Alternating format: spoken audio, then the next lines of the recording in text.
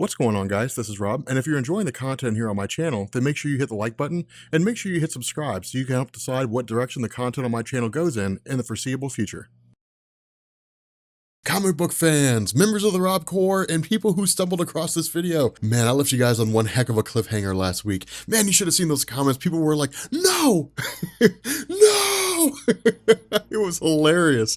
But if you thought that cliffhanger was bad, man, wait till you see what we do at the end of this video. Man, anyway, so Secret Empire. All right, to me, there's two kinds of comic book stories. There's good comic book stories, ones where you're just like, oh yeah, I mean, it's kind of cool, you know, and then there's like amazing comic book stories. I don't really consider there to be like bad comic book stories because everybody's got something that they enjoy about one story for the most part. Like I know people who hated Spider-Man Clone Saga and I know people who loved it. So there's no absolute truth when it comes to stories. That's why I say there's good and then there's amazing. But in the last video, when we did Secret Empire #2, we had basically run over this idea that Captain America, I guess, you know, Hydra Captain America, Steve Rogers, was basically consolidating his power. He was, you know, trying to figure out how to be an effective leader of Hydra while dealing with the politics of it all, because there were members of the Hydra Council who were basically saying, hey, look, you have to make an example of the various superheroes out there. There are some that you just have to kill. Whereas Steve Rogers said, look, if we start killing off everybody, then the general public will turn against us. And that was the beauty of it all. That was the beauty of the whole thing, is it was walking this very tight line. Steve Rogers has always historically been extremely good when it came to tactics. Whatever the case may be, he always knew the right direction to go in order to effectively win, or at least try his best to win. And he was really good at rallying people to his cause. And when he basically, you know, his whole past was rewritten and he effectively became a Hydra agent, or at least that seemed to be the case, the idea was that when they came to power, they said, okay, look, there are things that we can do. We can curb, you know, what it is that people can and can't do, but we have to give them the illusion that they stand some measure of success. And that was the reason why the internet was maintained, even with Captain America as the head of Hydra, and Hydra being this, you know, fascist dictatorship that was basically running the show. Let the people have the internet. If the people have the internet, they'll have their own little groups and their own little organizations, and they'll have their little, you know, guerrilla warfare tactics, and they'll be stopped occasionally, but you let them go through with their plans that won't actually do anything. They can launch these, you know, little battle tactics and so on and so forth. They can take out a few Hydra forces here and there, but in the end, it's one step forward, two steps back. They just don't know that it's happening. That's the goal. Give people the illusion that they're succeeding and they'll keep on fighting, and basically you'll be able to maintain your own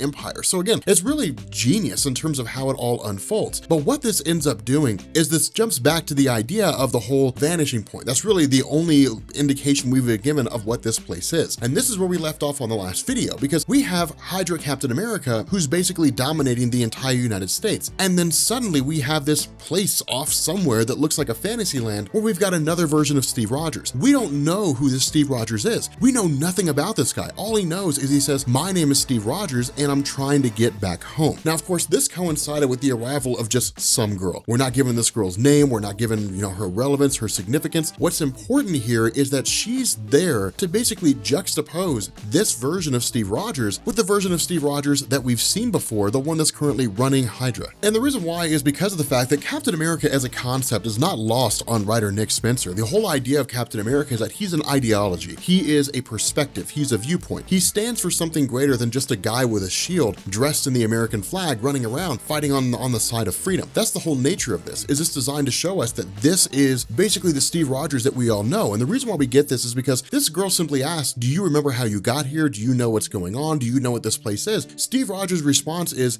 no. He has no clue what this is. The only thing he recalls are the basics, his military training. And that's the only explanation we need, that this is the Steve Rogers that we, for the most part, know and love. Because remember, when the whole origin of Hydra Captain America was being rewritten, this was basically removed. And instead, he was brought up and he was trained by Hydra. And so again, these are two completely different origins for these different characters. And that's how we differentiate between the two. Now, at this point, again, we basically jump over to the idea of Peter Quill. And this is kind of funny because remember, with Captain America, Steve Rogers, I guess with Hydra Captain America going through and initiating this shield that's capable of blocking out virtually any threat, the shield itself took into account virtually every force that the Earth had ever come across, Galactus, these various alien races, so on and so forth. And so it made sense that they would create a shield that would be designed to withstand those forces. Of what use would it be to make a shield to protect the Earth if they didn't take into account people with almost godlike levels of power that should be able to get through it? But with Peter Quill and the Guardians of the Galaxy, or at least Peter Quill, Rocket Raccoon, and Groot going out and trying to basically find people they can rally to their cause, what this does is it brings in the perception of Earth with regard regards to the rest of the universe. Now again, this is not new. The Earth has always been viewed as a place that the other alien races across the universe absolutely hate. That goes all the way back to the Chris Claremont era of the X-Men back in the 1970s and the 1980s. It's always been that way. The Earth basically houses these superheroes, some of which have insane levels of power, but the Earth never really takes into account how their actions affect the rest of the universe. And so again, because of this, it's always one of these things where the Earth's battles, the Earth's problems ultimately spill out onto the rest of the universe, and all these other different alien races either have to play mop-up duty or they have to try to basically run and flee for their lives in order to avoid everything that the Earth is screwing up. So again, this unfolds exactly as we would expect when Peter Quill basically says, hey look, here's everything that's going on.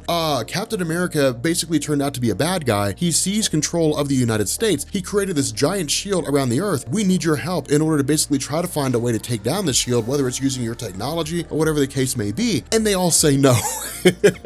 And not only do they say no, they all start attacking Peter Quill because again, it's their chance to basically take the Earth down, to keep it isolated, because that's the nature of this. Peter Quill's basically making the argument and saying, hey, look, this won't stop here. Like Hydra, Captain America, they're going to start turning their attention to all of you. Now, keep in mind, for the most part, all of these races have all manner of technology that could easily be used to basically destroy Hydra. But at the same time, Captain America has some pretty formidable heroes on his side as the head of Hydra. Not all of them are there because they want to be, but regardless of their motivations, they are fighting on his side. And so again, it's really kind of a cool scenario because it brings in this question of how far is Hydra Captain America really willing to go in order to ensure that he can basically bring peace to Earth and then eventually the universe. Now, at this point, we switch over to a guy by the name of Frederick. And Frederick is not very relevant at all. Frederick Myers is a guy that goes by the name of Boomerang, and he's literally like Captain Boomerang from DC Comics, except a lot less interesting. What it's designed to be is it's basically here to show us this is very much like the Old Man Logan story. Remember, in the Old Man Logan story, all the Earth's superheroes died, and villains who would have normally had no real role in society whatsoever suddenly found themselves rising up and carving out these little niches for themselves where they could have their own little, quote unquote empires. Hydra doesn't really care what goes on the ground level. Hydra's out up in the sky, they're up in the clouds. So long as they maintain their control, they don't really care what happens on the surface. And that's what's going on here. With guys like Frederick Myers, this is a small-time criminal who managed to basically kind of wheedle his way into this huge amount of success just because of the fact that there's really no superheroes that are willing to step out and fight anymore because either they're being rounded up by Hydra or they're just being killed on sight. And so it gives him this chance to basically carve out his own little niche. Now, him meeting with Natasha Romanoff with Black Widow is actually designed to orchestrate a meetup between Black Widow and somebody else.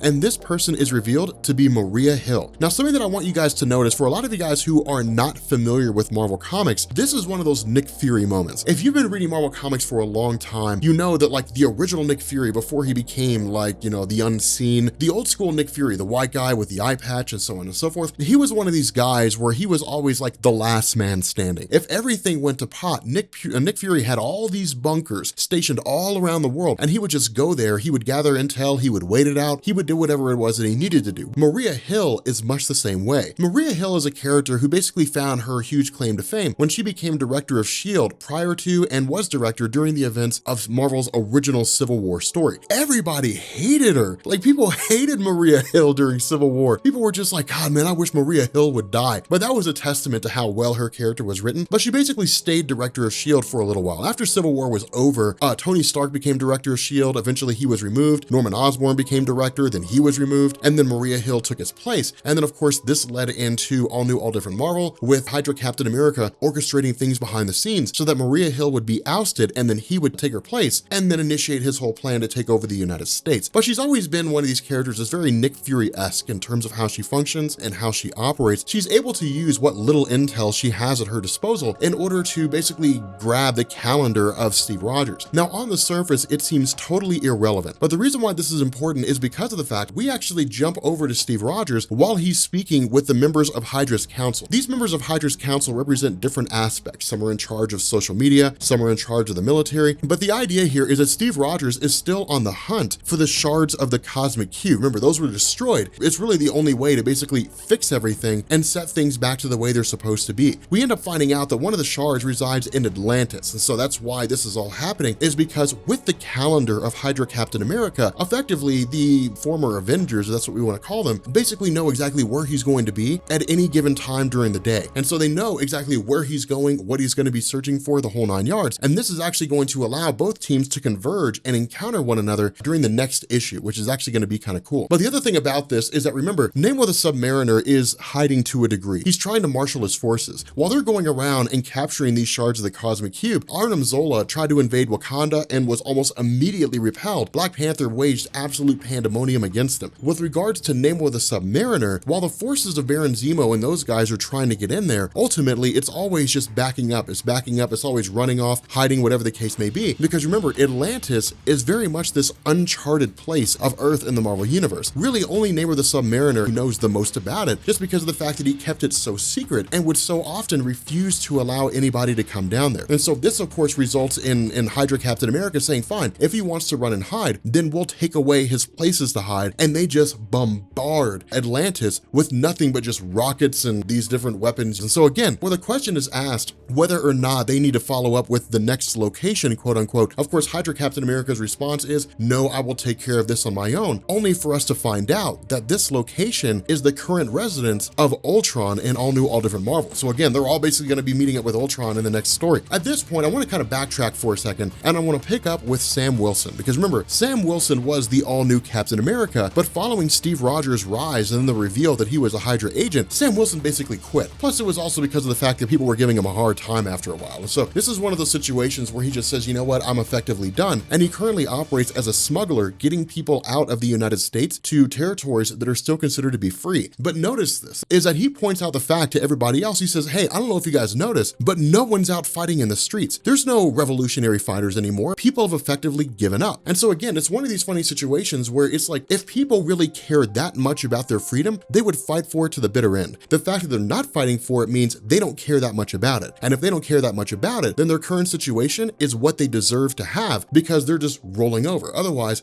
they would be fighting against it. People don't really care about who it is that's running the show, so long as things aren't bad for them. And that's not an unreasonable expectation. It's not an unreasonable stance. So long as they can put food on the table for their kids, so long as people are being rounded up, but it's not them, well then suddenly then it's not a great big huge deal. So again, it's one of these crazy things where it's like people sort of, stick their head in the ground, ignoring the situation getting worse and worse. And then one day they're gonna wake up and just realize that their life's about as terrible as it's gonna be because Hydra Captain America made things a lot worse than they could have been. Now, following up with Sam Wilson as he's leading the various, members of Tony Stark, or I guess hologram Tony Stark and these other Avengers revolutionaries out to Brazil where Ultron's going to be. Now again, for the most part, not all of them know this is gonna be the case. But what we end up doing here is we actually jump back to Frederick Myers for the last tail bit of this story. And this is really, really cool because Frederick Myers, the guy who orchestrated this meeting between Maria Hill and Natasha Romanoff, gets up to go to the bathroom only to find out that there's a mine planted against the window, or I guess against the glass. The mine goes off. And the question is, once he's set upon by whoever it was that planted this mine, his question is, who are you? What do you want? This guy's response is the best way to end a story ever. He says, I could be any number of things. Vengeance, terrible and swift. I could be the guy that could bring everything that you love crashing down around you. I'm the guy who could end your life in a heartbeat. I could be your punishment. And then Frank Castle, the Punisher, says, Hail Hydra. I told you this is gonna be a cliffhanger. With that being said, guys, we're gonna bring this video to an end.